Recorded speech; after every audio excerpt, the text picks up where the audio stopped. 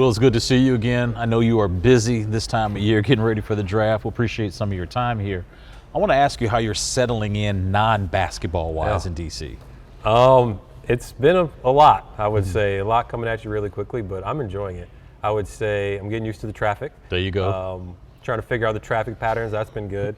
I started in a hotel, but realized quickly I needed to get in a quick apartment. So staying down in the Navy Yard. So eating a lot of times at the Navy Yards and the Wharf. So I've learned there's a lot of good restaurants in DC. So that part is taking care of itself. So it's been fun so far. In terms of the wife and kids, trying to get them up here, for us that are transplants that know what that's like, how are you navigating that part of your life? So that part is going to come in a little bit. They're staying back home, making sure they're finishing up their summer programs, and they play sports and swim lessons and all that other stuff. So they're going to come here in the next couple of weeks, kind of get up and get settled. But we're house hunting from afar and online right now.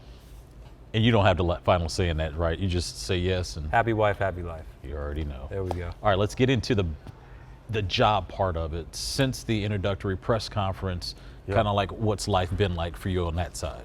A lot of like getting to know everyone. I really want to make sure that I learn the people here, learn their strengths, their weaknesses, like what they're used to doing, and then try to connect the dots and make sure that I can come in and help wherever we can. Spend a lot of time with Michael, making sure we're trying to orchestrate what we think needs to happen. So that part has been good. It's really been about getting to know everybody and kind of getting us on the same page. What's that like when you're dealing with people you might know from afar, doing business with them, as opposed to maybe somebody you're meeting kind of for the first time, and trying to integrate everybody into this new basketball family? I'm learning people what they do and how they're here to help, and that's all that matters. I would say familiarity with some of the scouts I was with, or some of the people you see on the road, some of the people you had trade discussions with in the past, that stuff helps. But you can tell that the chemistry that Michael and I have from working with each other in the past, that makes it easy. It's an easy kind of trickle down. Yeah, it's kind of an easy transition to what's it been like kind of reconnecting with Michael and also having this new working relationship with Travis Schlenk? It's great. I think Michael and I are both a little new in our roles, but at the same time, we have a lot of confidence in each other. And adding someone that has the veteran experience of Travis to the group has been super beneficial. I would say the group we have here has put in a lot of work. So we're just piggybacking on that and kind of coming in a room and figuring it out together. But there's been a lot of long dinners and time spent outside the office where you really bond with each other as well. So it's been a fun experience, and Michael and I have just kind of picked up where we left off in Oklahoma City. Kind of big picture, like what were some of the best practices that you did in Oklahoma City that you hope to apply here? Yeah, I would say the best practices that I can take with me from day one is the way you treat people, the way you treat players, the professionalism that you have in the building. Another thing would be attention to detail. The little things matter.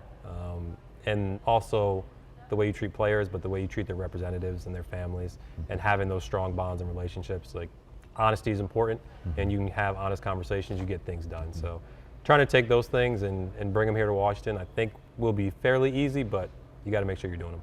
How important is this time of the year to have, I don't know if it's a good relationship, but relationships with other GMs that you've worked with in the past to do business? It's a people-generated business, as most things are nowadays. So the more you can have conversation and connect on the families and ease the tension before you got to have the meat and potatoes of the conversation, it's good. And at the same time, those you haven't worked with as much, there's a professionalism and a standard that you work with, so it doesn't take long to find a cadence and a rhythm. And but knowing someone's timing and what they like to talk about and how they do business, that's very helpful.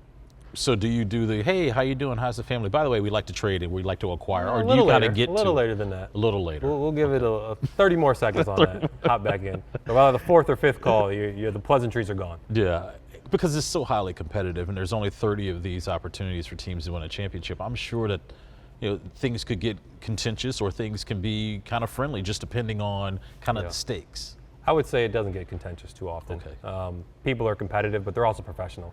And we want people to know that when they're dealing with the Washington Wizards, they're going to get a professional response, and we're going to be serious and take everything what they say and protect that information. So as long as people know that that's what you're about, it doesn't really get contentious. And if it doesn't work for one team, it doesn't work. How do you evaluate the 2023 NBA draft top to bottom? It's a good draft. It's a very good draft. Obviously, you have some high-end talent, but the depth throughout the lottery and then into the second round is better than average. So I would say it's a good draft to be in. It's a good draft to have multiple picks in the first round and second round, and you can find players. In the second round, I'd love to get your take on just kind of the value of that. And you guys currently have 2 of those in the second round. Do you see those prospects, I'm talking second round only, as players that you can develop in the G League, or could they eventually be rotational pieces? How do you look at that? I think it depends on where you're picking. A lot of the guys that are early in the second round, you could say, are very similar tiered players to those in the first round. And I think that's why the league is coming up with different specific second round contracts for those players. But at the same time, when you're adding a third two-way, you're thinking it's going to be more of a developmental player later in the draft. So it really depends. There's times where you invest in senior players who might be more ready to play, and there's times where you invest on some international players that are going to take some time getting used to the game.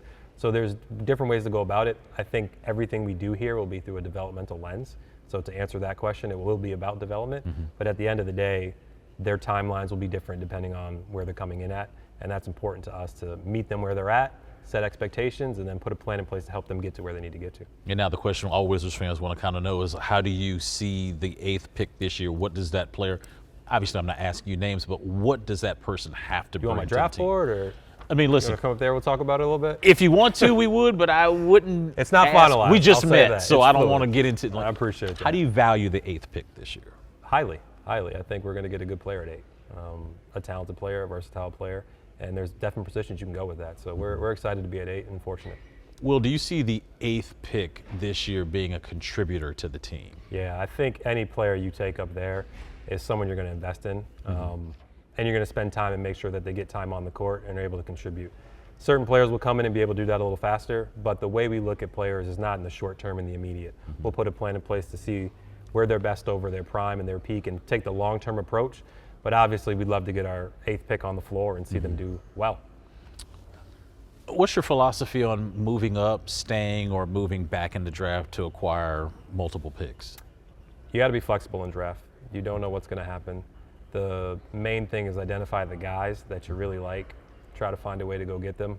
If they come to you, that's great. If you got to move up, do what you can. If you got to move back or get back in the draft, I think it's all about identifying your needs, what you're looking for, and then finding a way to get there. It's a common sense thing that anybody that's getting drafted in the NBA can shoot, pass, dribble, do all of that. Not everybody. But there are some things that I think during your time in Oklahoma City that people like us from afar that can look at is they got to be good people too, right? Like what are some of the other things tangibly that you look for in a player besides the obvious? Can he shoot? Can he dribble? Can he rebound? The intangibles matter. Character matters, and that's going to matter here. The work ethic, the type of teammate that they are, how serious they are. I think bringing multiple guys like that in allow for the group to grow and become more serious and get the most out of what they have. A lot of the times when you're looking at the draft, the players start at a similar level, and those that maximize themselves are the ones that have the resources and buy into the resources. And that's based on character and work ethic and competitiveness and the things that we got to go and talk to a lot of people about and spend dinners with them and talk about. But the tape speaks for itself. I think the analytics speak for themselves. But that piece on who they are as people, that's the special ingredients and the special sauce and the stuff you really got to work through. My last question is, you were doing draft prep before you came here at another place, and now your draft prep now here in DC. How much is it similar? How much is it different? I would say a lot is the same in terms of the players you're looking at. We were fortunate to where the last place I was at is only 4 slots different. So a lot of the players that I was interviewing beforehand were in the same realm. You try to do a good job of knowing the draft 1 to 60, to be honest, 1 to 80 because of the 2 ways now, the non-drafted players. And that's not going to change no matter where you're at. The way you conduct workouts, the type of workouts you do, the visits, sometimes you got to go some places, and we're not scared to do that. We're going to look over every rock, find the player, and at the end of the day, make the best decision for the Washington Wizards. As you know, the NBA is worldwide now, so you can find a player anywhere. We got the travel miles already. DCA's been great for me. I can't complain. Well, thanks so much for your time. We appreciate it. All right, thank you.